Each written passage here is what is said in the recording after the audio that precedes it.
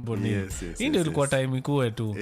Boni leo nimekuwa nikiuliza wasee kama Maunda friends hii mwaka. Na nilikuwa nangoja wengi hapa hivi ndio pia mimi niseme friend ni Maunda hii mwaka. Boni umekuwa best wenyewe nimebarikiwa sana kumeet. Asante sana. Na I'm looking forward to ama advice zako kwanza zimenijenga. Asante sana. Na pia last week ulinifanyia kitu fiti sana. Kwenda kuongea na boys wangu mwenye alikuwa anaenda kumari. Wedo ilikuwa fiti. Asante. Niliwaona pale kwa mtandao. Tulitoona kwa mtandao. Wedo ilikuwa fiti sana. Na mimi nikasema naweza kuwa mtu anaongeanga sana lakini kuna mahali siongeangi sana. Kwa places kama hizo naachia mtu amekaa hapo for long anaongea na watu. So sio mimi nilikuwa nakunywa tu kahawa tu nimenyamaza. Wewe uongee na yeye. After that nilimwambia hata hiyo day ya Wedo nilimwambia Buda unaona kenye Boni alikwambia hiyo tu hiyo ndio reality. Wewe sikiza Boni mimi niko tu hapa hivi. So thank you and thank you for being a friend. I consider you a friend. It doesn't matter if you consider me a friend or not. I consider you a friend. I actually do. So Boni kuna any other friend apart from Mankaris umeunda huu mwaka? Hii mwaka nimeunda friends wengi sana. Because of the nature of what I do, I'm always moving from one place to another. So always meeting new people, amazing people, great experiences. So I think I've made like 100 plus friends this year. Wow. Because I'm always meeting people. I love another place I've made, I think I can make a friend. I attended one of the events you do for the men. Ile mwezi ingine. And I know there's another one tomorrow. And I'm going to attend also that one. Because I like the fact that, of course, your teachings and your ziko sawa sana. But I like the fact that we spent a lot of time praying as men. Unajua sengine unaomba unasema kumbe wanaume uomba. So I want also to invite all the men tupatane kesho kwa nini kwa hiyo session. So kesho nitakuwa hapo memorial hapo. Na ni place fit pia ku make friends hapo. By the way meet na wasee mnabonga mna connect mna network and it's a great place. Ni wanaume tu. Yes, ni wanaume tu. Sikuja na mundua kwa tunampeleka mahali hapana. Ukija na permanent tunakuchuja. Utampeleka hapa kunyonge kahawa. Unampeleka kwa kahawa, meeting kisha unamjenga. Boni leo tunataka kumalizia conversation tulianza. Mimi kwa roho yangu nataka kukupatia Christmas break. Lakini unakujaga tu hapa. Watu wanasema unaongea tena tunasema next week. So sijui leo itaendaje Boni. But tulianza conversation ya relationship reboot last week. Kwa sababu relationships zina mambo mob sana. Na nimependa vile hata tuliambia watu vitu wata expect kwa relationships. Like in nature relationship utapata kuna issues za mistrust, utapata kuna issues za betrayal. Hizo vitu zote ziko. Na kuna watu pia relationship world walisema hiyo tumeacha. But our God talks about restoration and stuff. He's a God of restoration. So tulianza hii conversation ya relationship reboot. Sijui ulikuwa umeguzia wapi na wapi, najua ulikuwa umeguzia wapi na wapi, but naweza taka pia na tuko live Facebook by the way na Boni. So tulianza na kusema that relationship needs to be rebooted because like phones, unajua vile unaweza kuwa na phone ifike mahali ianze kujam ukijaribu kumecall ina hang. So sometimes when you go to the guys who do the fixing, they actually reboot the phone and allow it to restart again. So what we were saying is that in our relationships kuna time unafikanga unafind passion yako ya relationships imeenda chini just because of the realities that we face in relationships. Unafind your ability to be passionate in how you engage in relationships inaanza kwenda chini. There are people who even get to a place where they say mi mali nimefikishana na wasee nataka tu kujikalisha.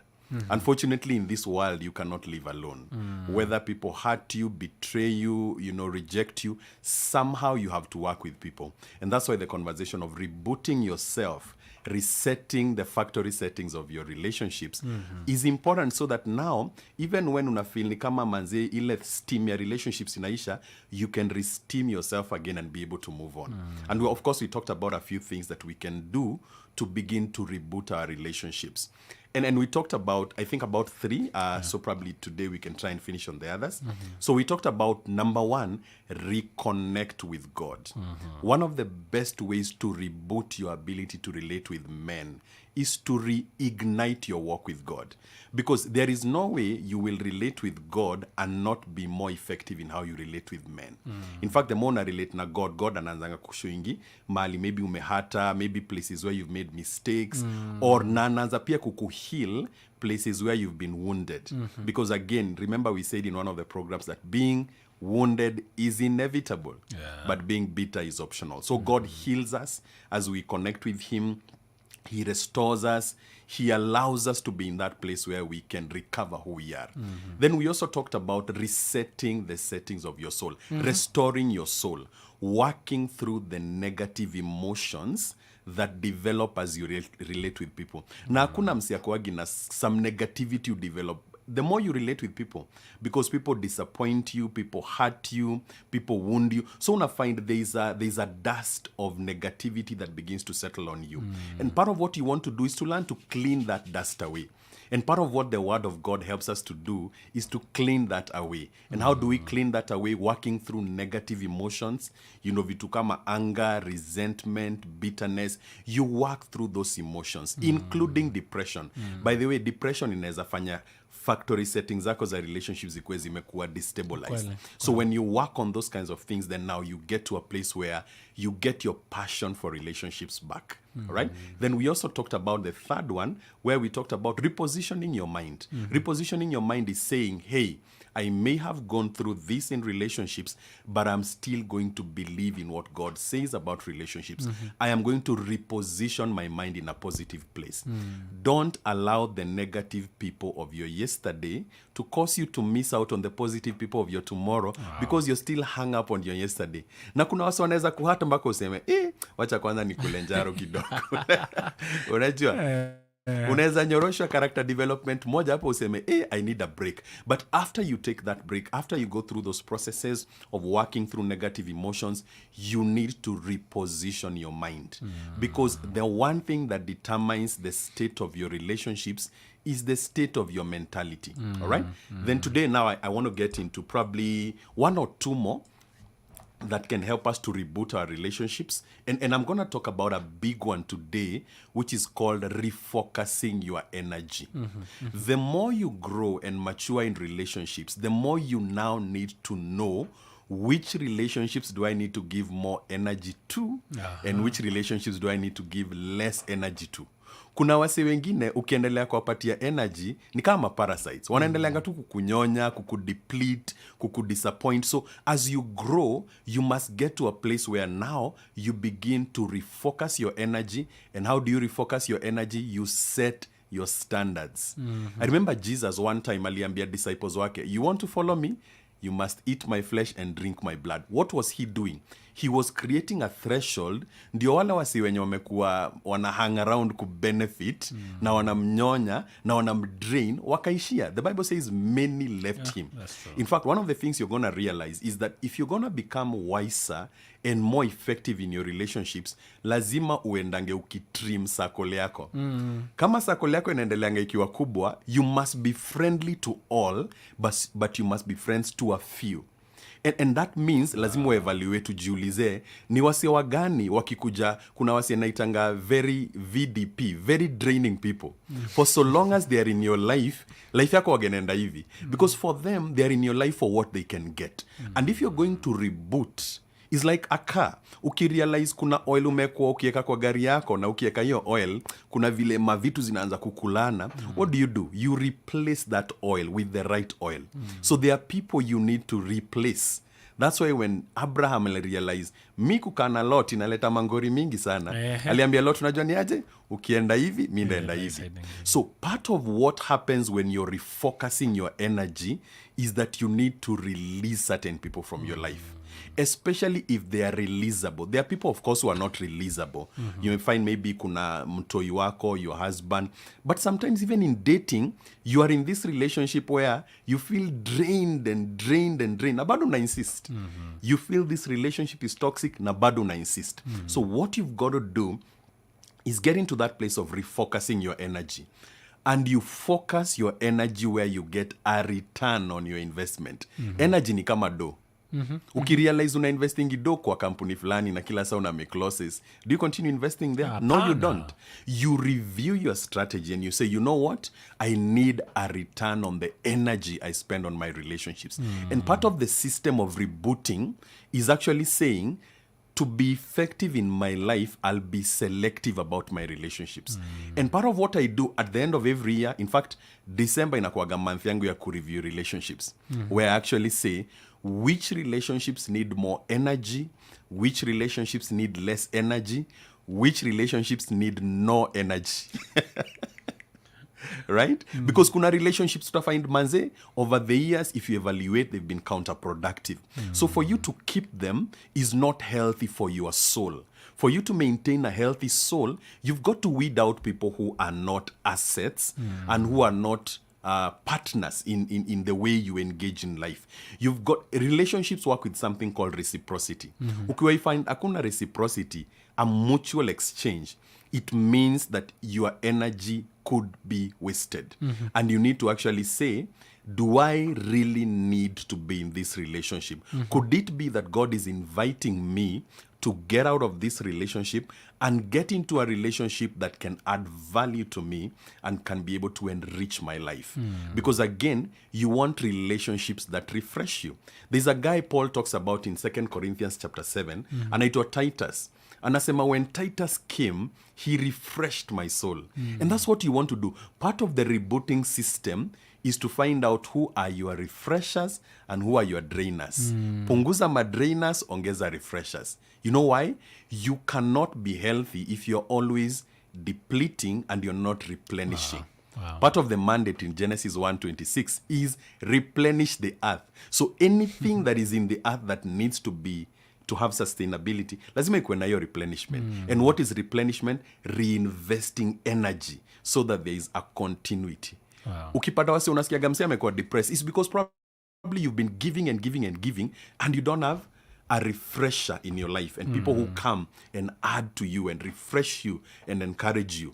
And part of what the enemy does, by the way, to drain us completely is to isolate us. Unapata umehatiwa na wasi so much that now you say, mi nataka kujikalisha.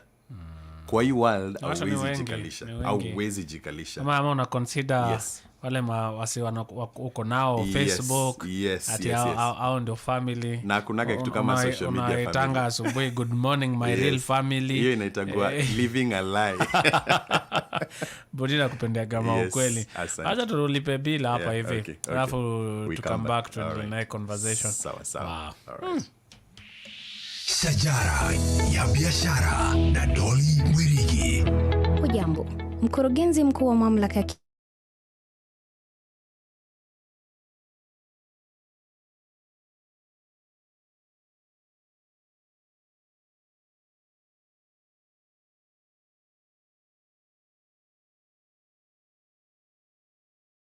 ya gharama kubwa sukari, wakisema kuwa ingawa ina mpe ambazo kwa mapema ni chache, juhudi zinaendelea kutengeneza mikondo mingi iliyopo inayokoma kwa haraka.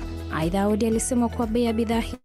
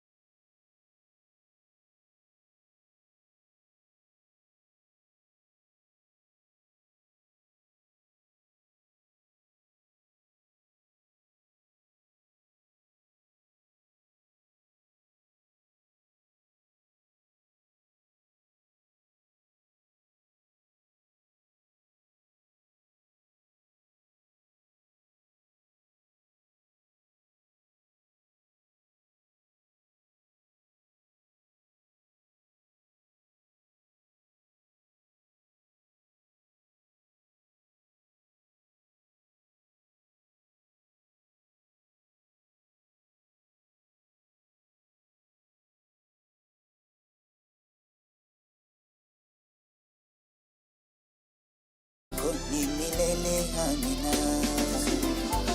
Haleluya. Neno lako ni milele, amina. O labda za fungu langu, mahangaiko ya kichwani, ujanja wangu, kuamini elimu yangu, kwa mitazamo ya ndoto za akili yangu, uweponi mwa mwake kumbe uweponi mwake kumbe mbele za Jehova Jire kumbe mbele za Jehova Jire kumbe nilidhani kuwa na rafiki tajiri kusota ndio mwisho, ila vyote ujanja akili kutuma sivyo. Nikadhani vipesa na kupeana hongo uharakisha mambo, uweponi mwake kumbe uweponi mwake kumbe mbele za Jehova Jire kumbe mbele za Jehova Jire kumbe nifunze Baba nifunze iwe kama wewe Baba nifunze Yawe nifunze nifanye utakavyo Mana pesa elimu visaidi maarifa ujanja visaidi Mana pesa elimu visaidi nimejaribu kweli na visaidi maarifa ujanja visaidi uweponi mwake kumbe uweponi mwake kumbe mbele za Jehova Jire kumbe mbele za Jehova Jire kumbe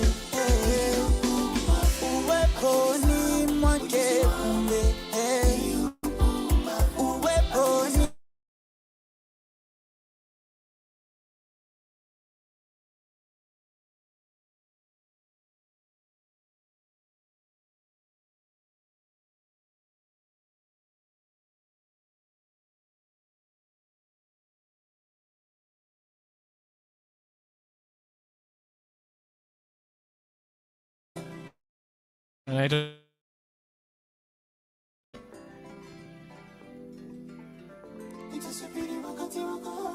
And we are back live on Facebook, pia tuko pale YouTube and Twitter X, and Boni, we are talking about relationships reboot. Yes. And ulipata tickets zako za Praise Atmosphere, si ndio? Tickets ziko mkononi. Umeambia mama unataka ikuwe bonge la sababu. Nilikuwa nimemchapia. Yes.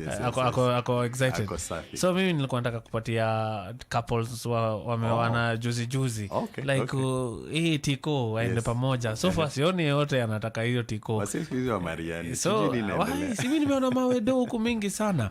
So wewe nataka uniamulie Boni. Kuna yule hapa ameniandikia Kari sina tickets cause sina pesa ya kulipa. I will not miss Praise experience this year, but I'm about to miss this one.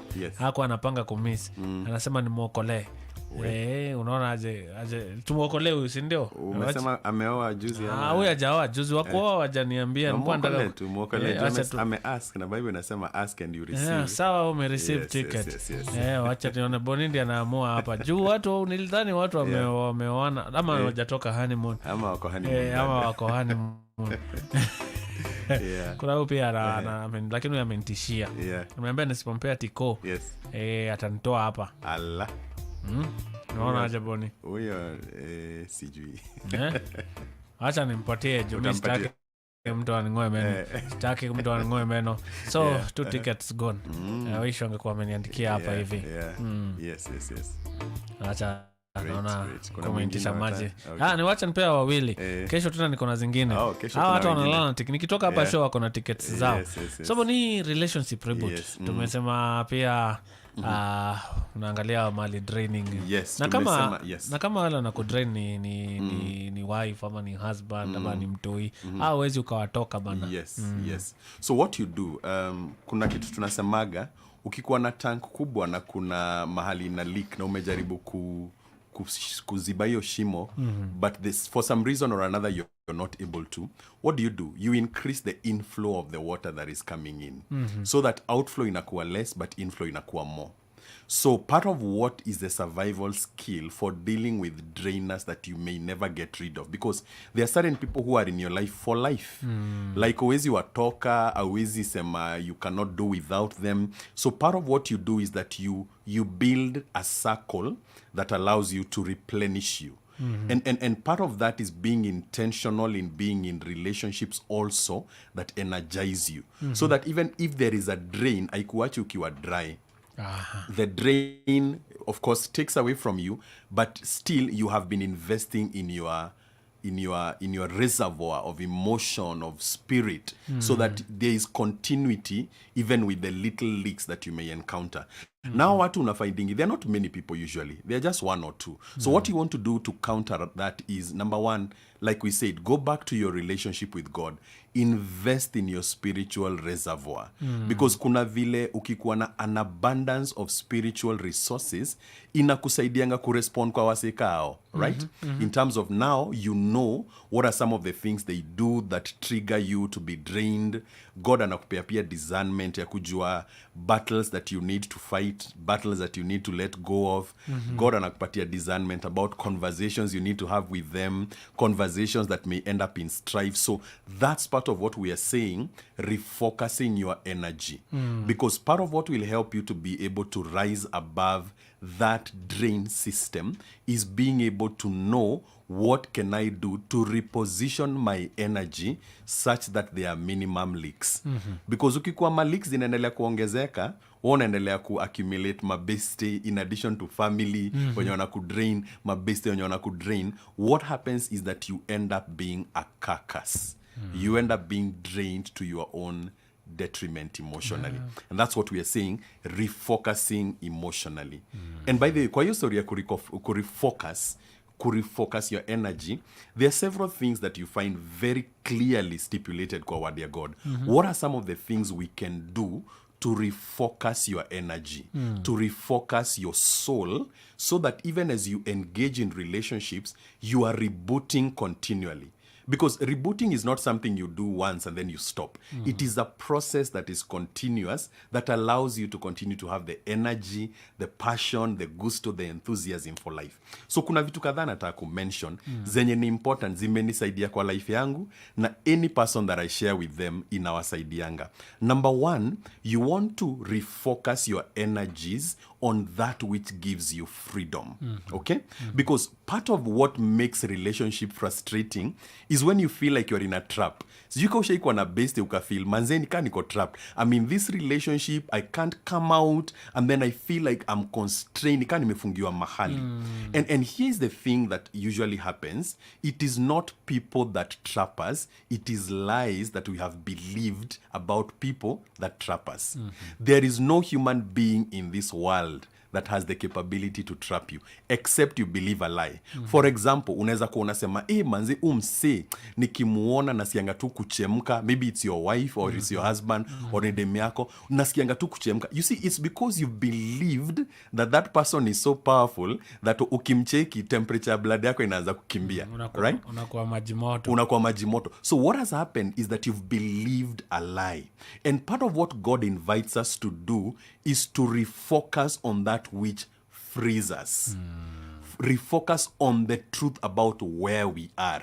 What is our responsibility in terms of conserving the energy of our souls, the energy of our spirit man? What is our responsibility outside what other people have done, right?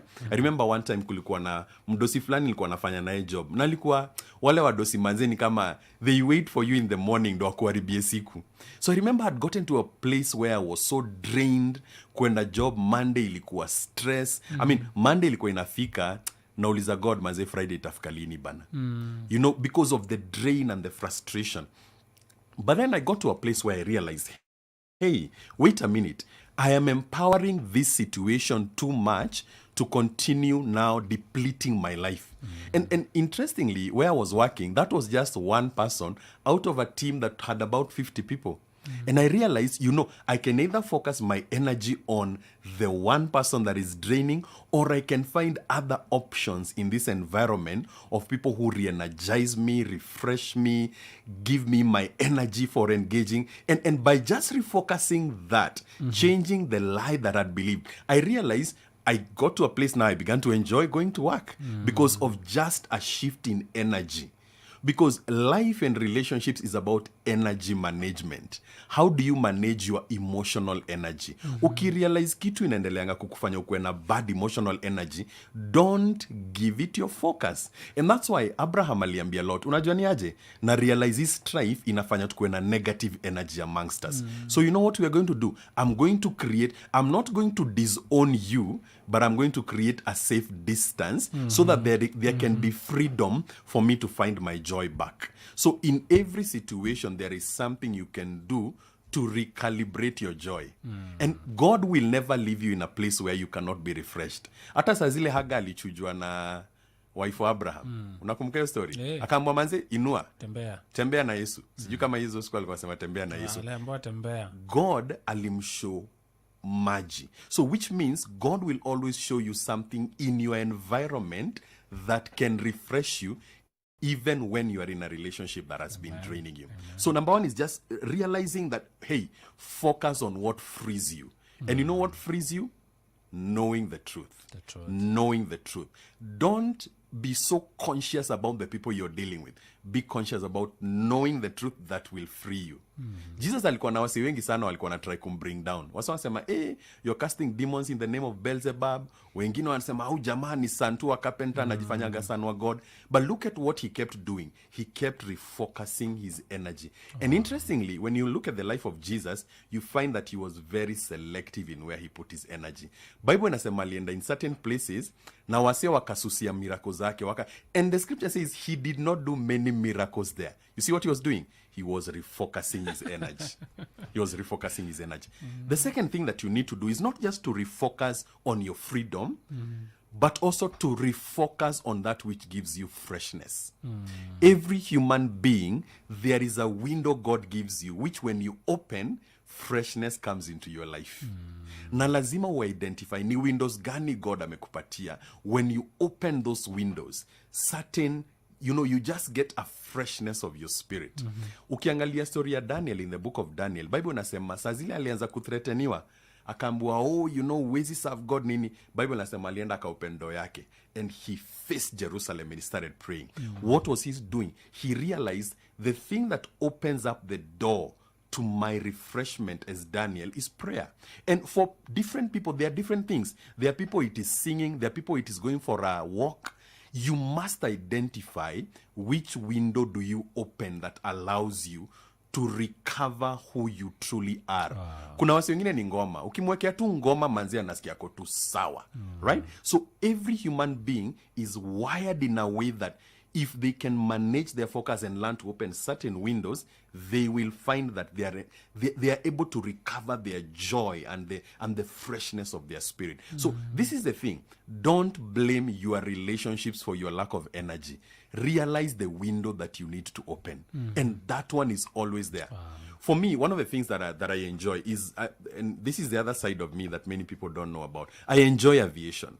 So anytime I just interact with anything aviation, I get very excited. I get very rejuvenated. And that's what you've got to do. Identify which windows in your life allow the wind of refreshment to come to you. And open those windows. And open them consistently. Don't wait for when you're having a bad day so that now you're trying to fix a bad day. Learn what does it take to have a good day. What does it take to have a joyful relationship? What does it take to be a joyful me so that I can be able to bring joy in my relationships?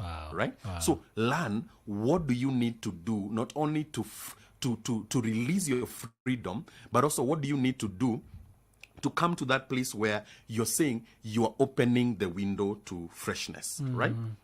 And by the way, part of what helps you to open the window to freshness is just releasing toxicity. Ukatae tu maze useme, I will not allow what I'm going through to turn me to a toxic human being. And that takes a very intentional, deliberate effort. Maybe it's somebody who has hurt you.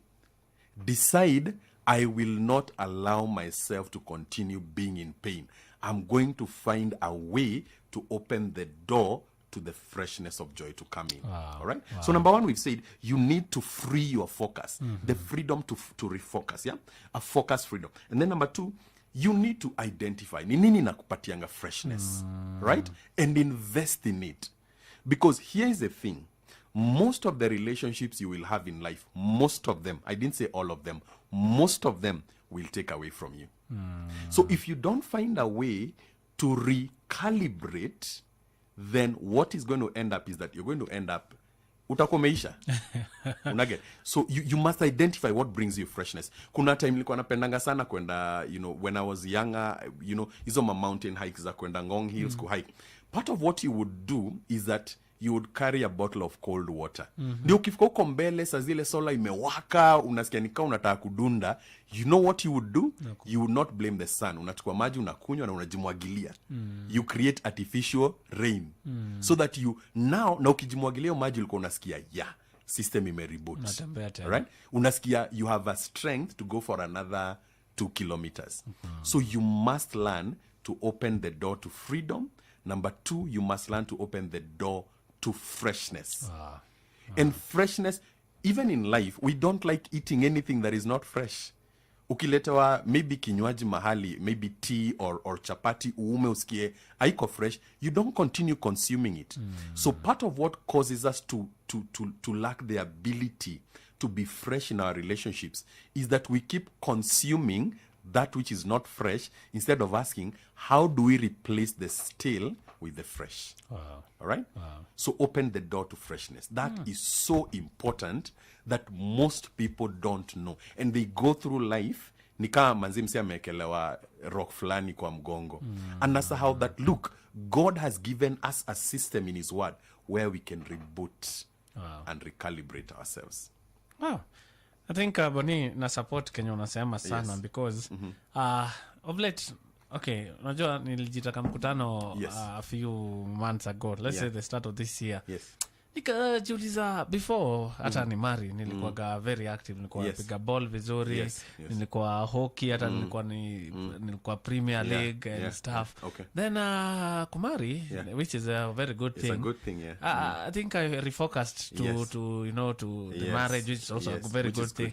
But later I realized, man, I've gotten to a point where I'm actually a candidate of diabetes, like it's that serious.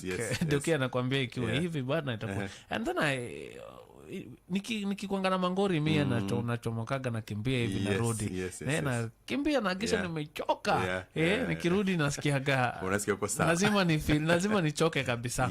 But this year, earlier this year, I asked myself, what changed? These things I used to love and these things used to make me a better person. And I believe if I'm a better husband, then that's a better house. So what I did, I looked at, I cannot go to Zoezi as I used to go, and now I also have responsibilities. Siwezi amka asubuhi na but I said I will do something that I can give my 1 hour or 2 hours every day.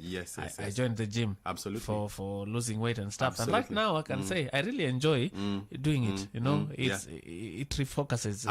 I feel like what you're talking about is and I've been urging guys here in this show. God is my witness. Find something that you do for you. You see that gives you joy, that gives you energy, that gives you that takes you to a place where hata una release release things. Hata your negative energy una release. Ukienda pale uinue chuma yenye imekuwa ikikulemea, useme leo nimekasirika. All the energy that I have naitolea kwa hiyo chuma. And the funny thing, I went back and found a team that I'm playing with in the hockey Premier League, in the hockey, not the Premier, the lower league. And I've enjoyed myself. I've really enjoyed myself. I'm very constructive even in the pitch. And I thought nimefika mwisho. So as what you're saying here, it's very true. And it's that opening that you window. have to create time. To reboot. And your joy is your responsibility. You cannot make people to carry the responsibility of your joy. You must take responsibility and find out what are your joy triggers. What are those things that you do that ukizifanya manze unasikianga umekama alive. And that's what we are saying. Even like what we were talking about earlier, when you realize kuna negative emotions zenye zimedevelop ndani yako, you must find an outlet, right? And part of the outlet is something like that. Uende hapo kwa hiyo nini ya hockey, uchape hiyo ball mpaka hasira yote itoke, right? Of course you're not aiming to hit somebody with the ball, yeah? Unaichapa tu. So kwa dia akikaa mbaya. Yes. Akikaa vibaya, of course. Nimesema hivyo. Atakuwa na injury. but all we are saying is you must find constructive ways of releasing negative energy and giving joy an opportunity to build up in your soul. And that is your responsibility. That's what we are saying. So tumesema, and by the way, part of what we usually think, and that's why this is so important, we think that everything needs to change in our lives and become better so that we can reboot. But that's not how life works. In life, you reboot and then things get better. You don't wait for things to get better so that you can reboot. God has given you an ability, a capacity, a responsibility. And it begins with what? Refocusing on the truth. What can you do? What can you do at your level to reboot? And I find this even with guys in church. Unapata, and I mean, and I know this is probably not a church conversation, but even in church you can find wase wameanza kuwa na negative energy, and then instead of finding a way of rebooting, now inaanza ku affect team, inaanza ku affect vile wase wana serve, and it's because now people make somebody else responsible for their joy. They don't know how to open the window to their own refreshment. They don't know how to refocus on the truth. And there's another third thing that I want to mention that I think is so important. And this is what I usually especially encourage men to do. Find men that can refresh you. Find men that can refresh you. Sazile David alikuwa anapitia a very difficult time with Saul, and he had to work with Saul. God brought a Jonathan, right? So you must find relationships that refresh you, because there is, and here's the thing, relationships that drain you will come to you, but relationships that replenish you, you have to go and look for them. Hakuna mse mwenye kutafuta kurefresh, hapana. You must look for relationships in spaces where people are constructive, people are positive, people are doing things to improve themselves, to grow themselves. Those are called refreshers. And David only had one Jonathan, right? But he only needed one Jonathan to survive Saul. All right? So unaweza jifind hata saa ingine maybe uko in a marriage where probably there is quite a bit of negative energy and you feel drained. What you need to do is to find a community that refreshes you. And this is the beauty of the Church of Jesus. If it functioned the way God intended for it to function. Unfortunately, sometimes we don't function the way God intended, yeah? That's true. There's an interesting verse, and I just want to read this verse just to see how this refreshing conversation works. In James 5:16, inasema, confess your sins to one another that you may be healed. Look at what God is saying. God is saying that we need to have relationships where we can have such a level of vulnerability that vulnerability brings us to a place where we are healed. That unafaa kuwa na majama unaweza enda ukae nao chini, maybe saa ile umepitia ngori zingine kwa marriage, wanaweza kaa tu wakusikilize waseme, hey, by the way, bro, we've been through that, and here is what you a few things you can very do. Important. Yes. Very important. And if you don't have that, then you can end up being drained and being another statistic of the people who succumb to depression. And we are not saying that everybody succumbs to depression by choice, but we are saying there are certain things we can do. We can build communities that allow us to be vulnerable. Ushaijiuliza, mbona watu huenda kwa bar na wakitoka kwa bar wana stress? Na watu wakienda church wanatoka church na wako na stress. It's because in the bar, people know how to be vulnerable. Msa anaendaga hapo anasema, manzi, hii job inanikatia. And because of that, this guy is actually applying a biblical principle of refreshment. In the wrong place. Right? But now, the church folk are not benefiting from the principle that God has given us. That we can sit down and talk and heal and not create stories to go and gossip about. That when I hear about a challenge you're going through, I don't turn it to a point to go and gossip about. I look at myself as a resource God has placed in your life to refresh you. as I become also vulnerable to you. So you must look for refreshers. Part of rebooting your system is being able to identify who are the people God has placed around me. Who is the Titus around me that will refresh me, right? Who are the people around me that can allow my heart to recalibrate to the place where it is supposed to be, right? So hizo ndio vitu tunasema, na usikae ungoje wase wakutafute, tafuta wase, right? Take initiative, because if you don't take initiative, then if you don't take initiative to refill, life will take initiative to drain you, right? Wow. Yeah. The responsibility to refresh is your own personal responsibility. Yes. You have to do it. You have to take responsibility. Boni ametupatia very practical points here. Yeah. Si wase, mwaka isiishe kama mjako in the habit of rebooting. Absolutely. Rebooting also makes sure you are better, you're happier, and you're relating well. Absolutely. And Boni series tumekuwa nayo, ama hizi conversations tumekuwa nazo. Mimi ile kitu imekuwa happen kwa life yangu. Nimekuwa first before I point out, nimekuwa mse wenye sasa najiuliza mimi hapa nimedu hapa naweza nini. Then I think from there I've moved from I've realized I moved from conversations zenye ziko very accusatory, because even as I front an issue, I start with myself, by the way. Na imekuwa very helpful. Asante Boni. So sijui nikuambia Merry Christmas. Boni needs to spend time with his family Christmas season. So Boni, so next I need to reboot. Yes. This is when you know Christmas is here. When people are like, hey, season. But you've been very helpful to us. Thank you. I can assure you we're going to have conversations here again with you, bana. And kuna couple hapa, kuna msee ameandika hapa hivi. Anasema itiko hiyo day ya 9th ni anniversary yao. So wacha tujenge hasa anniversary, si ndio? Marriage yako imekuwa refreshed. Mbele za Bwana Maria. Bali tutapatana Thursday, hata mimi na kama hapa hivyo praise atmosphere, so tutapatana. Asante sana. And I'm looking forward to next year having more conversations with you. By God's grace. Wow. Asante. Baraka, man. And enjoy your time with your family. Thank you so much. Nashukuru. Kesho wanaume tunapatana na Boni, tusikie wisdom za Boni pia. Follow Boni, utaona ni wapi na ni sangapi, ama utacheki pale pia kwa Mankarisi ndakuwa nimeweka. Boni, thank you so much, man. Thank you. Asante sana. Wow. What a Thursday.